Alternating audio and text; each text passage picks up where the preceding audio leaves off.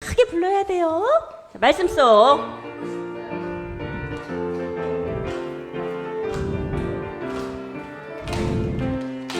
말씀 들을 시간이 왔어요. 오예, 말씀 여행을 떠나볼까요? 오예, 예쁜 들숨 무릎에 쭉쭉 거리 만들 목사님 힘차게 불러요. 목사님! 예, 너무나 즐거운 예배입니다. 예. 예. 우리 유치부 요추동부 친구들 한번 목사님이 물어볼게요. 하나님께서 우리 친구들을 사랑하시는데 얼마큼 사랑할까요? 요만큼 사랑할까요? 요만큼 사랑할까요? 이만큼 사랑할까요? 이만큼.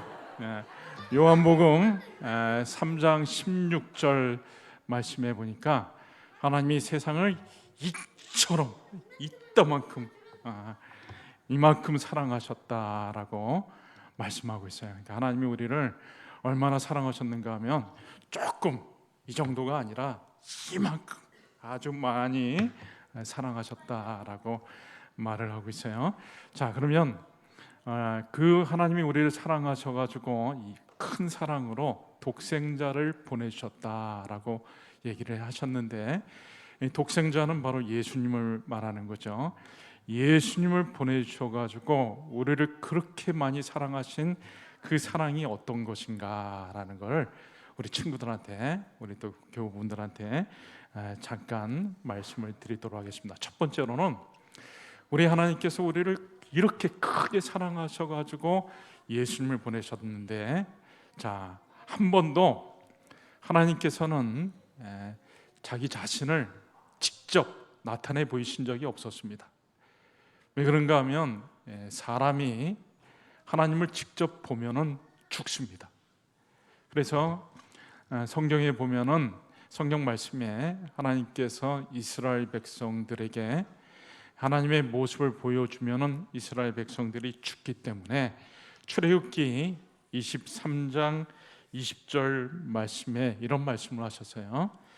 내가 나를 보지 못하리니 나를 보고 살 자가 없느니라. 그러니까 하나님을 보면 하나님은 너무나 거룩하신 분이시고 영광스러운 분이시기 때문에 하나님을 보면은 죽는다 그랬어요. 그래서 그 훌륭한 모세도 하나님을 직접 정면으로 보지는 못하고 출애굽기 33장 23절에 우리 친구들을 위해서 오늘 성경 말씀을 많이 준비를 했는데 한번 보세요. 내가 내 등을 볼 곳임이라. 볼 곳이요. 그러니까 모세조차도 하나님을 정면으로 보지 못하고 하나님이 지나가시는 모습만 살짝 볼 정도로 하나님은 한 번도 사람들에게 자기 자신을 직접적으로 정면으로 보여주신 적이 없습니다. 그래서 사람이 하나님을 알 수가 없어요. 사람들은 하나님을 절대로 알 수가 없습니다. 옛날에 아주 유명한 철학자들도, 고대의 유명한 철학자들도 하나님을 알려고 노력을 많이 했지만 하나님을 절대로 알 수가 없었습니다. 그래서 고르기아스라고 하는 철학자는 하나님이 계신지 안 계신지도 모른다. 그리고 하나님이 계셔도 우리는 알 수 없다. 그러니까 다 알 수 없다라고만 얘기를 했죠. 그런데 하나님께서 우리를 사랑하셔서 우리가 하나님을 알 수 있도록 그렇게 하신 거예요. 오늘 18절에 본래 하나님을 본 사람이 없으되 아버지 품속에 있는 독생하신 하나님이 나타내셨느니라. 예수님이 이 땅에 오셔가지고 하나님을 보여주신 것이죠. 그래서 하나님이 나타내셨느니라. 이제 예수님께서 이 땅에 오심으로 인해 가지고 우리가 하나님을 볼 수 있게 됐고 하나님을 알 수 있게 됐습니다. 이것이 바로 하나님께서 예수님을 보내주신 사랑인 것이고, 두 번째로 또 얼마나 하나님께서 우리를 사랑하셨는가 하면은 예수님께서 여기 예수님이 하나님이신데도 불구하고 예수님께서 자신을 낮추셔가지고 이 땅에 내려오신 것, 그것이 바로 하나님께서 우리를 굉장히 크게 사랑하신 것이 됩니다. 자, 하나님이 예수님을 이 땅에 보내셔가지고 예수님께서 이 땅에 내려오실 때 예수님은 굉장히 영광스러운 분이었습니다. 그래서 예수님이 이 땅에 내려오실 때 그 예수님의 아름다운 모습이 너무나 영광스러웠기 때문에 오늘 말씀에 보니까 14절에 말씀이 육신이 되어 우리 가운데 거하심에 우리가 그의 영광을 보니 아버지의 독생자의 영광이요. 예수님을 보는 것은 마치 하나님을 보는 것과 같다라는 것이죠. 우리 친구들이 하나님에 대해서 알고 싶으면 어떻게 하면 될까요? 예수님을 자꾸 배우면 돼요. 예수님을 보면은 하나님을 보는 것과 같은 것입니다. 예수님의 제자 중에 빌립이 한 번은 예수님에게 하나님을 보여달라고 말을 했어요. 근데 예수님께서 요한복음 14장 8절에 보니까 빌립이 이르되 주여 아버지를 우리에게 보여주옵소서 그리하면 족하겠나이다. 우리 주일학교 친구들도 하나님을 한번 봤으면 좋겠다. 그런 친구도 있을지 몰라요. 하나님을 내가 직접 보면은 하나님을 잘 믿을 텐데 라는 생각을 갖는 친구들이 있을지 몰라요. 그런데 예수님께서 뭐라고 말씀하셨냐면 요한복음 14장 9절에 보니까 예수께서 이르시되 빌립아 내가 이렇게 오래 너희와 함께 있으되 나를 알지 못하였느냐 나를 본 자는 아버지를 보았거늘 어찌하여 아버지로 보이라 하느냐. 바로 예수님이 하나님이시다. 18절에 그런 말씀을 하고 있어요. 독생하신 하나님이 나타내셨느니라. 여기 독생하신 하나님은 누구를 얘기하냐면 바로 예수님을 얘기하는 것입니다.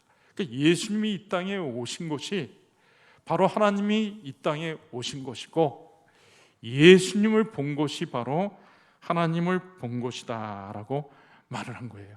그래서 예수님이 빌립이라고 하는 제자에게 나를 본 사람은 바로 하나님을 본 것이다. 예수님의 성품은 하나님의 성품이고 예수님의 지혜는 하나님의 지혜고 예수님의 능력은 하나님의 능력인 것이죠.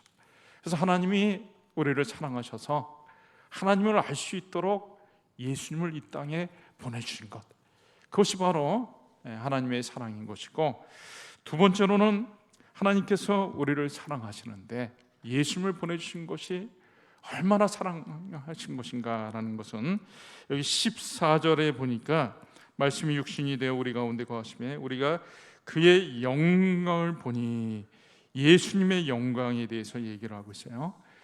제자들은 3년 동안 예수님을 따라다니면서 예수님의 영광을 보았습니다. 그 영광은 바로 하나님의 영광이었던 것이죠. 예수님의 제자들은 그 3년 동안 예수님의 영광을 경험하고 눈으로 예수님을 보고 손으로 만지고 그 영광 가운데 살았습니다. 요한일서 1장 1절 말씀에 태초부터 있는 생명의 말씀에 관하여는 우리가 들은 바요 눈으로 본 바요 자세히 보고 우리의 손으로 만진 바라. 예수님의 제자들은 3년 동안 그 영광의 예수님을 매일매일 경험하고 손으로 만지고 눈으로 보고 그렇게 했었던 것이죠. 여기 이 독생자의 영광이라고 하는 말이 나오는데, 이 독생자라고 하는 것은 모노게네스라고 하는 헬라어를 썼는데 모노스와 게네스라고 하는 말이 합쳐진 것입니다. 모노스라고 하는 말은 단 하나, 게네스라고 하는 말은 종류라고 하는 뜻을 가지고 있어요. 그러니까 이 독생자라고 하는 것은 이 세상에 단 하나밖에 없는 종류의 것이다. 다시 말해서 이 세상에 그 어디서도 찾아볼 수 없는, 감히 비교할 수 없는 위대한 것을 말을 하는 것이죠. 그래서 예수님의 영광이라고 하는, 독생자의 영광, 예수님의 영광이라고 하는 것은 이 세상의 그 어떤 영광과 비교할 수 없는 영광이다 라고 말하는 것이죠. 그것은 하나님의 영광과 대등한 것인데, 오늘 15절에 이렇게 말씀하고 있죠. 요한이 그에 대하여 증언하여 외쳐 이르되 내가 전에 말하기를 내 뒤에 오시는 이가 나보다 앞선 것은 나보다 먼저 계심이라. 세례 요한은 예수님보다 조금씩 앞서서 왔던 사람입니다. 태어난 것도 6개월 먼저 태어났고 공적인 무대에도 예수님보다 먼저 나와서 활동했었던 사람입니다. 그런데 이 세례 요한이 예수님을 가리키면서 이 예수님이 나보다 더 앞섰다라고 말을 하고 있어요. 왜 세례 요한이 예수님을 자기보다 앞섰다고 말할까요? 그것은 예수님께서는 여기 15절에 나와 있는 대로 나보다 앞선 것은 나보다 먼저 계심이라. 세례 요한이 태어나기도 전에 태초부터 예수님은 계셨습니다. 그래서 또 요한복음 8장 56절에 보니까 믿음의 조상 아브라함이, 요한복음 8장 56절에 아브라함이 예수님을 보면서 즐거워했다라는 말이 나옵니다. 그러니까 예수님은 아브라함보다도 먼저 있었던 분이죠. 그리고 예수님은 이 땅의 사람들과 비교도 안 될 정도로 위대한 분이십니다. 여기 세례 요한이 뭐라고 얘기를 했냐면 27절 말씀에 곧 내 뒤에 오시는 그이라 나는 그의 신발끈을 풀기도 감당하지 못하겠노라. 그러니까 세례 요한같이 위대한 사람이 예수님의 종노릇하기에도 감당하지 못할 정도로 그렇게 예수님은 위대한 분이시다라고 말을 했습니다. 그러니까 세례 요한은 그저 예수님의 앞길을 예비했던 정도, 마치 왕이 행차할 때 왕 앞에 먼저 달려가면서 왕이 납신다 하고 소리를 질렀던 사람 정도밖에 안 되는 것이죠. 높은 사람이 지나갈 때 먼저 등불을 들고서 지나가는 사람 정도밖에 안 되는 것이죠. 그러니까 예수님은 이 땅에 아무리 위대한 사람과도 비교할 수 없는 영광을 가졌습니다. 그것은 바로 하나님의 영광인 것이죠. 그런 예수님께서 우리를 사랑하셔서 그 하늘의 영광을 다 내려놓으시고 이 땅에 오셔가지고 우리와 함께 살게 되신 것입니다. 그것이 14절에 나와 있죠. 말씀이 육신이 되어 우리 가운데 거하심에, 여기 말씀이 예수님이 육신이 되어 우리 가운데 거하신다라고 하는 말은 예수님이 우리와 장막을 치고 함께 사신다라는 말입니다.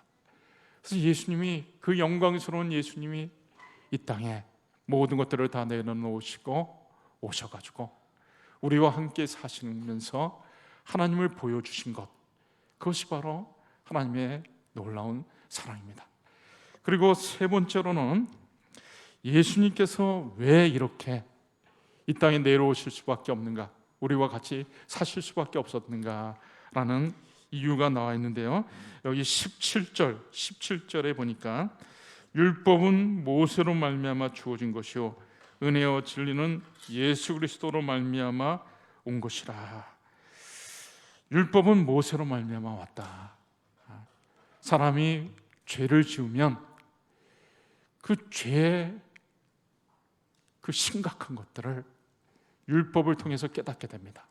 율법은 죄를 지적해주고 죄를 깨닫게 해주고 이 죄가 얼마나 심각한 것인가라는 것을 알게 하여 주죠. 그래서 율법으로 인해 가지고 얼마나 내가 비참하고 지금은 절망 가운데 있는지를 깨닫게 되는 것입니다. 그래서 그 율법으로 인해 가지고 비참한가, 절망 가운데 있었던 사람들을 예수님이 보면서 차마 가만히 계실 수가 없었기 때문에, 그래서 예수님이 직접 뛰어들어서 이 땅에 오실 수밖에 없었던 것이죠. 불 속에 빠진 사람을 구하려고 그 불 속에 뛰어드는 소방관과 같이 우리가 이 땅에 절망과 비참에 빠져 있는 사람들을 구하려고 예수님이 직접 뛰어드시려고 이 땅에 친히 사람의 몸을 입고 오신 것입니다. 자, 마지막으로 예수님의 사랑은 이처럼 사랑의 그 예수님의 사랑이라고 하는 것은 차고 넘치는 충만한 사랑입니다. 14절, 오늘 14절에 보니까 말씀이 육신이 되어 우리 가운데 거하심에 우리가 그의 영광을 보니 아버지의 독생자의 영광이요 은혜와 진리가 충만하더라. 16절에도 우리가 다 그의 충만한 데서 받으니 은혜의 은혜로라.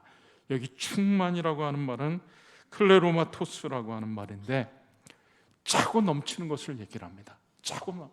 그러니까 예수님의 지혜, 그 예수님의 은혜, 그 예수님의 은혜가 차고 넘쳐가지고 그것이 나에게 흘러 들어오는 것입니다. 그래서 나도 내 삶이 차고 넘치는 것이죠. 에베소서 1장 3절 말씀에는 찬송하리로다 하나님 곧 우리 주 예수 그리스도의 아버지께서 하늘에 속한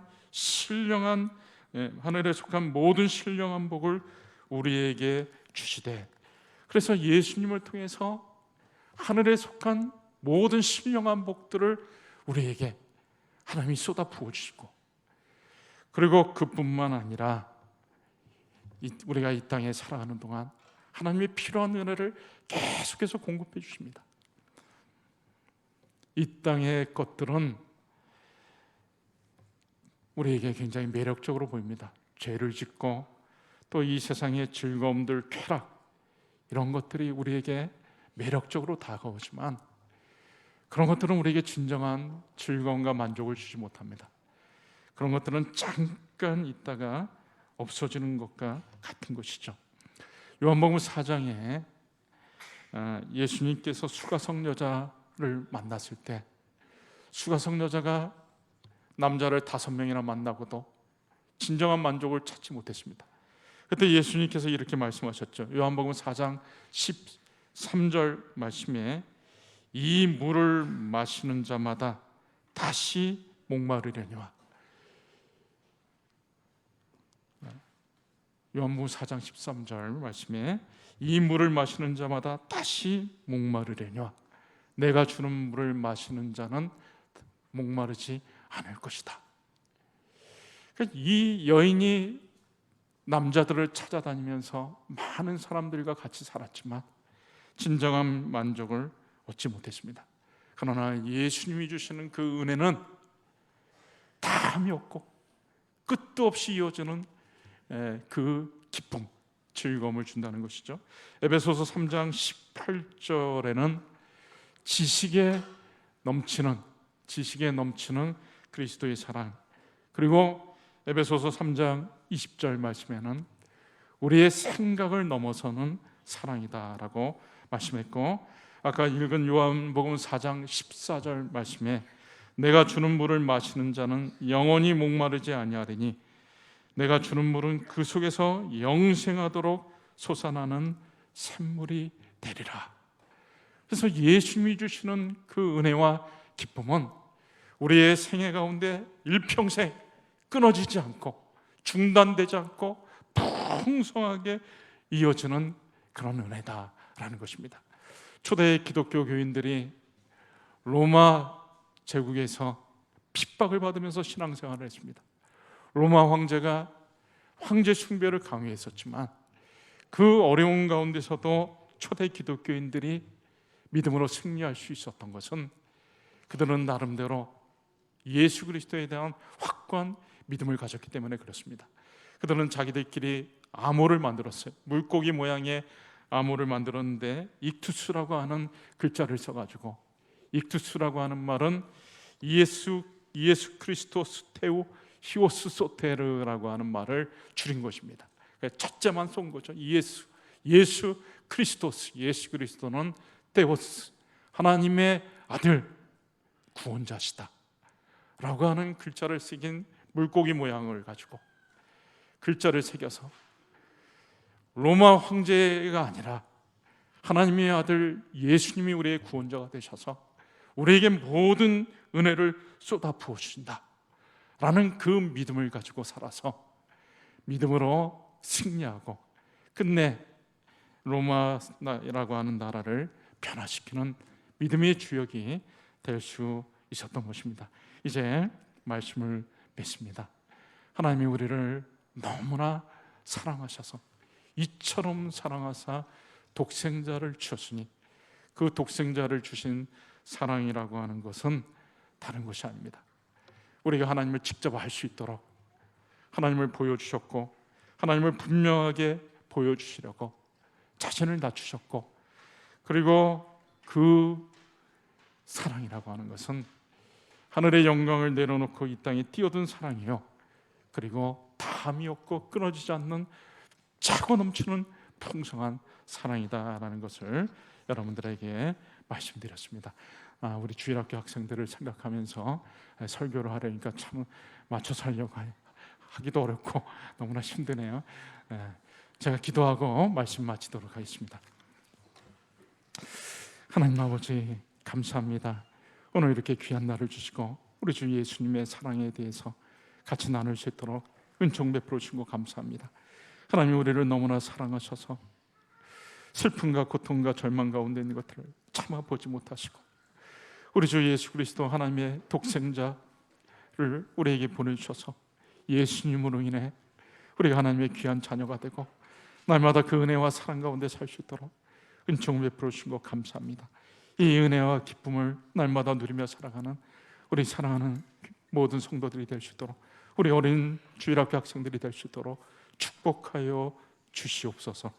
예수님의 이름으로 기도하옵나이다. 아멘. 이제 우리